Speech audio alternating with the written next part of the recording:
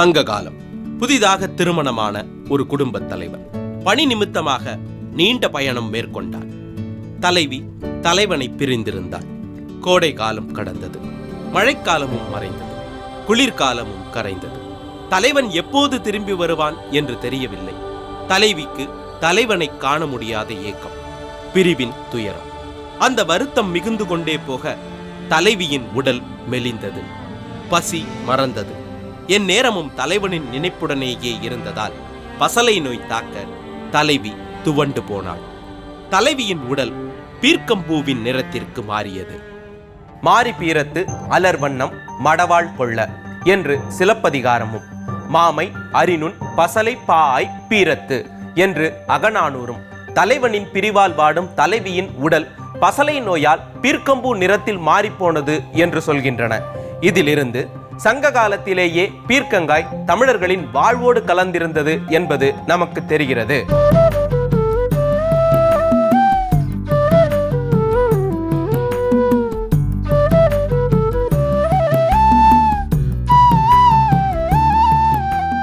பீர்க்கங்காயினுடைய பூர்வீகம் ஆசியா கண்டம்தான். குறிப்பாக நம்ம இந்தியாவாக இருக்கலாம் அப்படின்னு நம்பப்படுது. ஆப்பிரிக்க நாடுகளிலும் குறிப்பாக எகிப்திலையும் கிமுவிலேயே பீர்க்கங்காய் விளைந்ததற்கான ஆதாரங்கள் கிடைச்சிருக்குது. மத்திய ஆசிய பகுதிகளிலிருந்து தென்கிழக்கு ஆசிய பகுதிகள் வரைக்கும் பல்லாயிரம் ஆண்டுகளுக்கு முன்பாகவே காட்டில் பீர்க்கங்காய் விளைந்து கிடந்தது என்றும், இந்த பகுதிகள் எல்லாம் காலங்காலமாக பீர்க்கங்காய் விளையக்கூடிய பகுதிகள் என்றும் ஆய்வாளர்கள் சொல்றாங்க. அரேபிய பாலைவனங்கள் தான் பீர்க்கங்காயின் பூர்வீக பூமி. அங்கிருந்துதான் ஆசியாவின் பிற பகுதிகளுக்கு பீர்க்கங்காய் பரவியது என்பது ஒரு சில ஆய்வாளர்களின் வாதம். லுஃபோ என்றால் அரபு மொழியில் பீர்க்கங்காய் என்று பொருள். அதிலிருந்துதான் 17ஆம் நூற்றாண்டில் ஐரோப்பிய தாவரவியலாளர்கள் லுஃபா என்ற வார்த்தையை உருவாக்கினார்கள் என்பதை ஆதாரமாக சொல்கிறார்கள். பீர்க்கங்காய் வெள்ளிரி இனத்தைச் சேர்ந்தது. இது ஒரு படர்கொடி தாவரம். பீர்க்கு, பீரம், பீரங்காய் என்றெல்லாம் பீர்க்கங்காய் அழைக்கப்படுது. பீர்க்கங்காய்க்கு ஆங்கிலத்தில் பொதுவான பெயர் ரிச் கார்ட். பட்டைகளும் ஒடுக்கமான நீண்ட வரம்புகளும் கொண்ட அமைப்புடன் இது இருக்கிறதுனால இந்த பெயர் அமைஞ்சது. இது தவிர cloth card, sponge card, silk card அப்படிங்கக்கூடிய பல பெயர்கள் இதற்கு இருக்கு. என்னோட இருக்கிறது மிஸ்ஸஸ் சரண்யா ஆனந்த் அவர்கள். வணக்கம்மா. வணக்கம். என்ன செய்ய போறீங்க? பீர்க்கங்காய் சிக்கன் பால்ஸ். இது செய்யறதுக்கு என்னெல்லாம் தேவை? பீர்க்கங்காய், சிக்கன், கரம் மசாலா, பொட்டுக்கடலை மாவு, வரமிளகா பேஸ்ட், புதினா, கொத்தமல்லி, இஞ்சி பூண்டு விழுது, எண்ணெய், உப்பு. இப்போ நம்ம பீர்க்கங்காய் சிக்கன் பால்ஸ் பண்ணலாமா? பண்ணலாம். முதல்ல என்ன பண்ண போறீங்க? இங்கே பீர்க்கங்காய் வந்து தோல் சீவி வச்சிருக்கேன். அதை எடுத்து துருவிக்கலாம். துருவ போறீங்க இல்லையா? ஓகே. முதல்ல தோல் சீவின பீர்க்கங்காயை துருவிக்கிறோம்.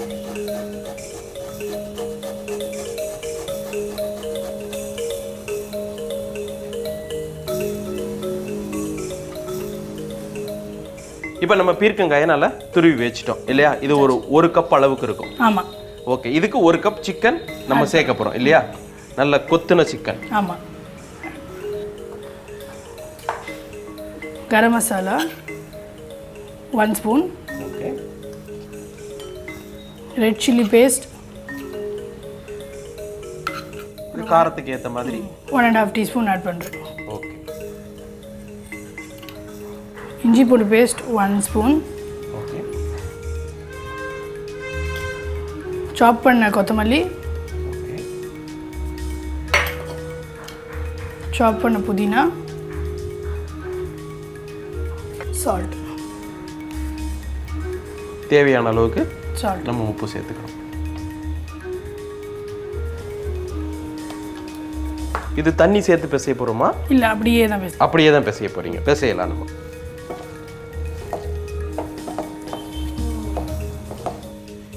இப்போ நம்ம அடுத்தது என்ன சேர்க்க போறோம்? அடுத்து லாஸ்ட்டாக பொட்டுக்கடலை மாவு சேர்க்க. பொட்டுக்கடலை மாவு இல்லையா? சரி.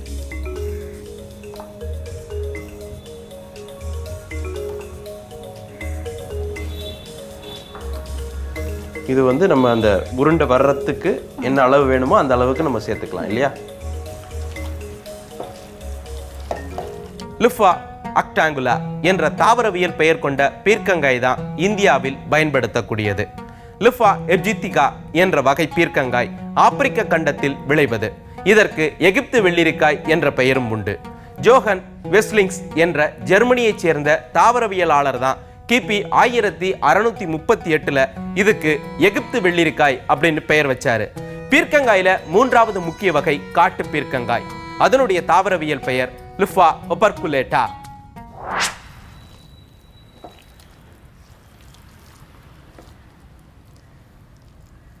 மாவு ரெடி பண்ணிட்டோம், எல்லா மசாலாவும் கலந்தாச்சு இல்லையா? இப்போ இதை நீங்க என்ன பண்ண போறீங்க? பால்ஸா எடுத்துக்கலாம், உருட்டி வைக்க போறீங்க இல்லையா? ஓகே, உருட்டலாமா? கையில கொஞ்சம் எண்ணெய் தடவிக்கிறீங்க இல்லையா, ஒட்டாம இருக்கிறதுக்காக. நம்மளுக்கு என்ன சைஸ்ல வேணுமோ அந்த சைஸ்ல உருட்டிக்கலாம் இல்லையா?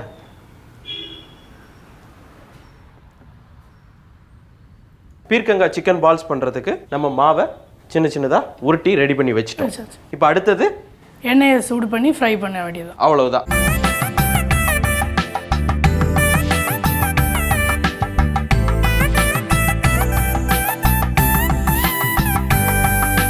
பீர்க்கங்காய் சிக்கன் பால்ஸ் ரெடி. டேஸ்ட் பார்க்கலாம் இல்லையா? இந்த மசாலா காம்பினேஷன் நல்லா இருக்கு. அதோட அந்த சிக்கனும் பீர்க்கங்காயும் நல்ல பிளண்ட் ஆகி நல்ல வெந்திருக்கு. மொத்தத்தில் இந்த பீர்க்கங்காய் சிக்கன் பால்ஸ் பிரமாதம். பீர்க்கம் விதை ஊன்றிய 5வது நாள்லயே அது முளைக்க தொடங்கிடும். 35வது நாள்ல செடியில பீர்க்கம் பூ வர ஆரம்பிக்கும். 50வது நாள்லயே காய்கள் கிடைக்க தொடங்கும். 125வது நாள் வரை அறுவடைக்கு காய்கள் கிடைக்கும். சுமார் 25 தடவை அறுவடை செய்யலாம். தற்போது பந்தல் அமைக்காமலேயே பீர்க்கங்காய் பயிரிடும் முறையும் வந்துவிட்டது. பீர்க்கங்காயோட மேல் தோலை சீவி வில்லைகளாக அரிந்து பொரியலாகவும் துவரம்பருப்பு அல்லது கடலைப்பருப்பு சேர்த்து கூட்டமுதாகவும் செய்து சாப்பிடுவது தமிழர்களுடைய வழக்கம். பீர்க்கங்காயோட மிளகாய் சேர்த்து வேக வைத்து மசித்து கிச்சடி செய்து இட்லி தோசைகளுக்கு தொட்டு சாப்பிடுவது தென் தமிழ்நாட்டினுடைய வழக்கம். ஆந்திர மக்கள் பீர்க்கங்காயை பொரியலா துவையலா வதக்கலா சமைச்சு சாப்பிட்றாங்க. கர்நாடகாவின் மேற்கு பகுதிகளில் பீர்க்கங்காய் பஜ்ஜி விரும்பி உண்ணப்படும் உணவு. என்னோட இருக்கிறது தக்ஷிணாபுரம் ரெஸ்டாரண்ட்டுடைய செஃப் நரசிம்ம ரெட்டி. நமஸ்காரம். நமஸ்காரம். என்ன பண்ண போறீங்க? பெங்களூரு ஸ்பெஷல் ஹீரக்கா தோசை. ஓகே, இது வந்து கர்நாடகா ஸ்பெஷல் ஹீரக்கா தோசை. ஹீரக்கா அப்படின்னா தமிழ்ல பீர்க்கங்காய் தோசை இல்லையா? பீர்க்கங்காய் தோசை தான் இப்போ பண்ண போறீங்க. ஓகே, பீர்க்கங்காய் தோசைக்கு என்ன இன்கிரீடியன்ஸ்? పచ్చి రైసు, శనగపప్పు, గ్రీన్ మూంగ్ దాల్, మెంతులు, ఎండుమిర్చి, బెల్లం, సాల్ట్, జీలకర్ర, ధనియా, పసుపు, ఏరకాయ, కోకోనట్ ఆయిల్. பச்சரிசி, கடலைப்பருப்பு, அதுக்கப்புறம் பச்சை பயிறு, வெந்தயம். இதெல்லாம் என்ன அளவில் எடுக்கணும்? ப்ரொபோர்ஷன் 100 గ్రాములు పచ్చి రైసు, ఓకే 1 స్పూన్ చనా డాలు, గ్రీన్ మూంగ్ దాల్ 1 పెద్ద స్పూను, ஓகே 1 టీ స్పూన్ మెంతులు. ஒரு 100 கிராம் பச்சரிசி எடுத்துக்கிட்டோம்னா அதுக்கு 1 டேபிள் ஸ்பூனுக்கு வந்து கடலைப்பருப்பு, 1 டேபிள் ஸ்பூனுக்கு பச்சை பயிறு, அதுக்கப்புறம் 1 டீஸ்பூன் அளவுக்கு మెంతులు. ஓகே, வெந்தயம். இது எவ்வளவு நேரம் ஊற வைக்கணும்? 4 hours. 4 மணி நேரம் ஊறின பிறகு நம்ம வந்து கிரைண்ட் பண்ணணும். அதோட என்னெல்லாம் சேர்ப்பீங்க? జీరా స్పూను, ధనియా స్పూను, టెంపరేట్ పౌడర్ స్పూను, సాల్ట్ 1 స్పూను, చింతపండు 1 స్పూను, బెల్లం spoon, coconut 1 spoon. Okay, 6 pieces dry chilli. Okay, இப்போ புளி, ஜீரகம், அப்புறம் தனியா, வெல்லம், உப்பு, தேங்காய், மஞ்சப்பொடி எல்லாமே ஒவ்வொரு ஸ்பூனுக்கு நம்ம அதோட சேர்த்துக்கிறோம். காரத்துக்கு ஏற்ற மாதிரி ஒரு 6 மிளகாத்தூள், உப்பு தேவையான அளவு சேர்த்து அரைச்சிடுறோம் இல்லையா? அரைச்சது தான் நம்மளுக்கு இங்க ரெடியா இருக்கு இல்லையா? இந்த அரைச்ச மாவு. இப்போ பீர்க்கங்காயை இதுல என்ன பண்ணுவீங்க? ஃபர்ஸ்ட் வேரக்காய 15 pieces கட் பண்ணு. ஓகே, ஒரு பீஸா சின்ன சின்னதா நம்ம இந்த ஷேப்புக்கு கட் பண்ணிக்கிறீங்க. ஓகே, இந்த ஷேப்புக்கு கட் பண்ணிட்டு இதை என்ன பண்ணுவீங்க? ஆயில் வேசி. ஓகே, தவால ஆயில் போட்டுட்டு இதை பஜ்ஜி பரும வேசி ரவுண்ட் வச்சு எடுக்கணும். ஐயா, ஓகே, இப்போ பஜ்ஜி பதத்தில் இதில் முக்கி நம்ம இந்த தவால போட்டு பிரட்டி எடுத்தாச்சுன்னா நம்மளுக்கு பீர்க்கங்காய் தோசை ரெடி.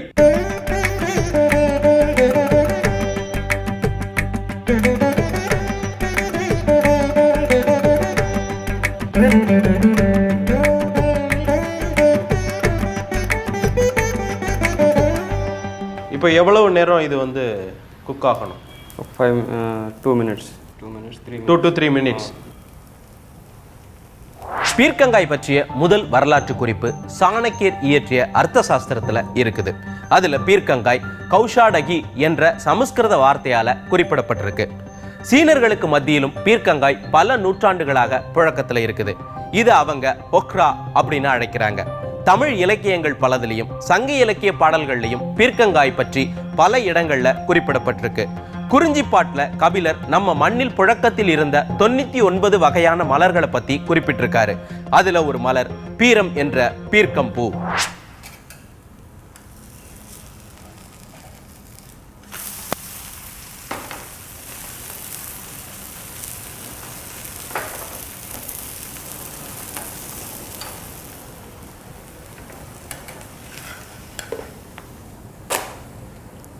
பீர்க்கங்காய் தோசை ரெடி. சட்னியோட இருக்கு. டேஸ்ட் பார்க்குறேன்.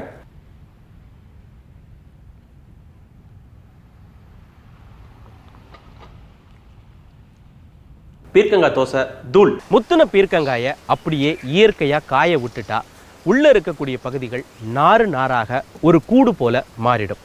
இதை பீர்க்கங்குடுவை அல்லது பீர்க்கங்கூடு அப்படின்னு சொல்லுவாங்க. இதை தண்ணியில் நனைச்சோம்னா பஞ்சு மாதிரி இருக்கும்.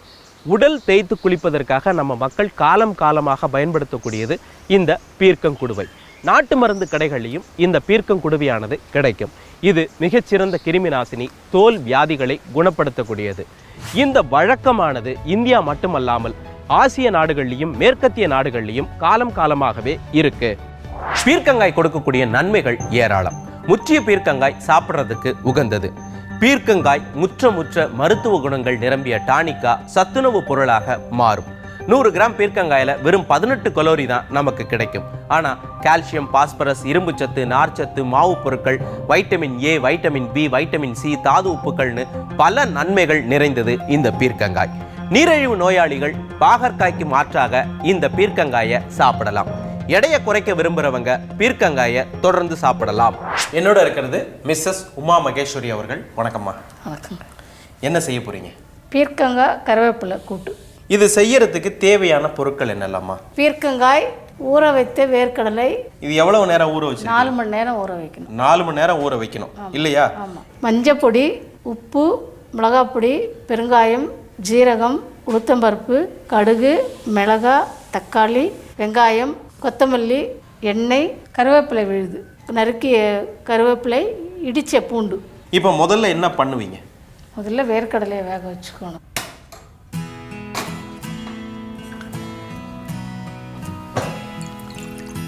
இது ஒரு 50 கிராம் வேர்க்கடலை. வேர்க்கடலை இதுக்கு ஒரு அரை டம்ளர் தண்ணி போதும். வேர்க்கடலை இது விசில் கணக்கா இல்லை எப்படி? ஒரு விசில் வந்தால் போதும். ஒரு விசில் வந்தால் போதும். இப்போ நம்ம என்னம்மா பண்ண போகிறோம்? பீர்க்கங்காய் வந்து எண்ணெயில் வதக்கி எடுத்து வச்சுக்கணும். ஃபஸ்ட்டு ஒரு 2 ஸ்பூன் எண்ணெய். ஒரு 2 ஸ்பூன் எண்ணெய்.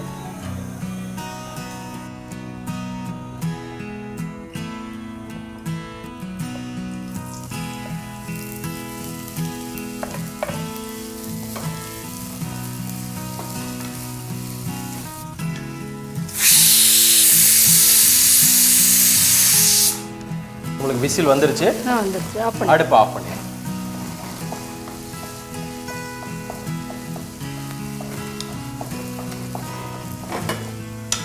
இப்போ நம்ம இதை ஒரு கிண்ணத்துல பவுல் எடுத்து வச்சுக்க போறோம். நம்ம பீர்க்கங்காயை எண்ணெயில் நல்லா வதக்கிட்டோம் இல்லையா? ஆமாங்க. இப்போ அடுத்தது தாளிக்கணும்.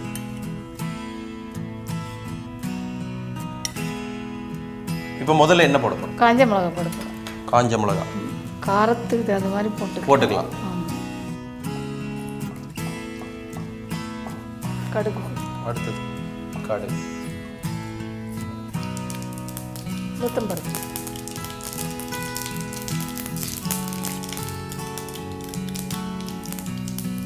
ஜீரகம், பெருங்காயம், வெங்காயம், வெங்காயம்,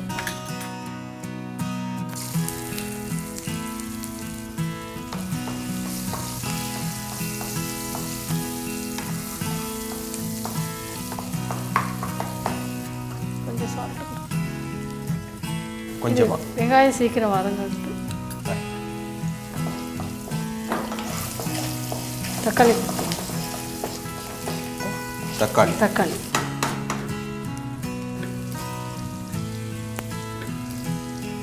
இது ஒரு தக்காளி இல்லையா? ஒரு தக்காளி.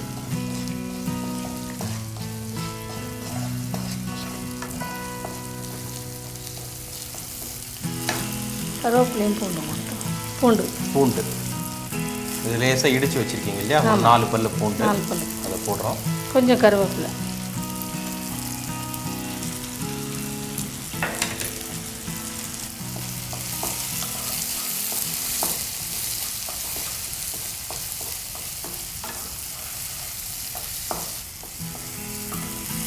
மஞ்சள் பொடி.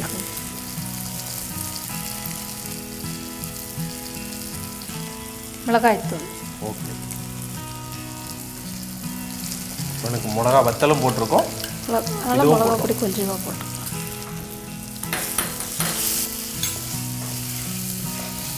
இப்போ அடுத்தது என்னம்மா போடணும்? பீர்க்கங்காய், வதக்கின பீர்க்கங்காய் போடு. வதக்கின பீர்க்கங்காயை இதில் சேர்த்துட்டுமா? சேர்த்துடும்.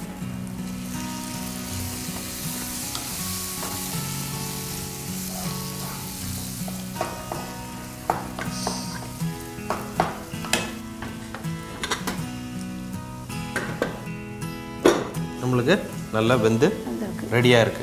இது அதோட சேர்க்க போறீங்களா? சேர்க்கணும். வேர்க்கடலையும் அதில் சேர்த்துட்டோம். கொதிக்க வரும்போது உப்பு சேர்க்கணும். இப்போ உப்பு சேர்க்கணும். பீர்க்கங்காய் வேர்க்கடலை எல்லாத்துக்கும் சேர்த்து தான் உப்பு சேர்க்கணும். இது கொதிச்சு வரதுக்காக அந்த மூடி போட்டு கொஞ்ச நேரம் மூடி வைக்கணும். ஓகே. பீர்க்கங்காய் சிறுநீரை பெருக்கும், வயிற்று தொந்தரவுகளை போக்கும். பீர்க்கங்காயை சீவி எடுக்கும்போது தோல் இளசா இருந்தா அதை வதக்கி வறுத்து உளுத்தம்பருப்பு மிளகா வத்தல் எல்லாம் சேர்த்து துவையலாக செஞ்சு சாப்பிடுவாங்க. இந்த துவையல் நாக்கின் ருசியற்ற தன்மையை போக்கி ஜீரண சக்தியை அதிகரிக்கும். பீர்க்கங்கொடியினுடைய இலைகள், வேர், விதைகள் எல்லாமே மருத்துவ குணங்கள் நிரம்பியவை. நாட்டு மருத்துவத்துல பீர்க்கங்கொடியோட இலைகளை அரைச்சு சொறி, படை, நாள்பட்ட புண்களுக்கு பத்து போடுறாங்க. பீர்க்கன் இலை சாறு நீரிழிவு நோயை கட்டுப்படுத்தக்கூடியது, இரத்தத்தை சுத்திகரிக்கக்கூடியது. பீர்க்கம் வேர் சேர்த்து செய்யப்படும் கஷாயம் இரத்த சோகை நோய்க்கு மருந்தாகவும் கால் வீக்கத்துக்கு நிவாரணியாகவும் இருக்குது. இப்போ நம்மளுக்கு கொதிச்சு வந்துருதான்னு பார்க்கலாமா? பார்க்கலாம். இப்போ நம்மளுக்கு மசாலா எல்லாம் ஒன்று சேர்ந்து ரெடி ஆயிடுச்சு இல்லையா? இப்போ என்ன சேர்க்க போறீங்க? இப்போ கருவேப்பிலையை அரைச்சி வச்சிருக்க கருவேப்பிலை இதில் சேர்க்கணும்.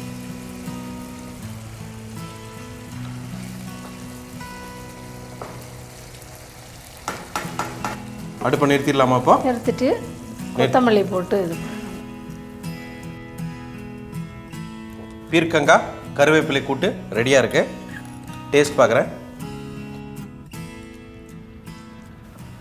நல்ல பீர்க்கங்காய், அந்த வேர்க்கடலை, இந்த மசாலா காம்பினேஷன், அதோட கருவேப்பிலை ஃப்ளேவர் இல்லையா, அதோட சேர்ந்து பீர்க்கங்காய் கருவேப்பிலை கூட்டு பிரமாதமாக இருக்கு. வாதம் பித்தம் அதிகம் உள்ள உடம்புக்காரங்க, சளி இருமல் தொந்தரவு உள்ளவங்க தவிர மற்ற எல்லாருமே பீர்க்கங்காயை சாப்பிடலாம். மீண்டும் வேறொரு உணவோடும் வரலாறோடும் உங்களை சந்திக்கின்றேன். பாய்.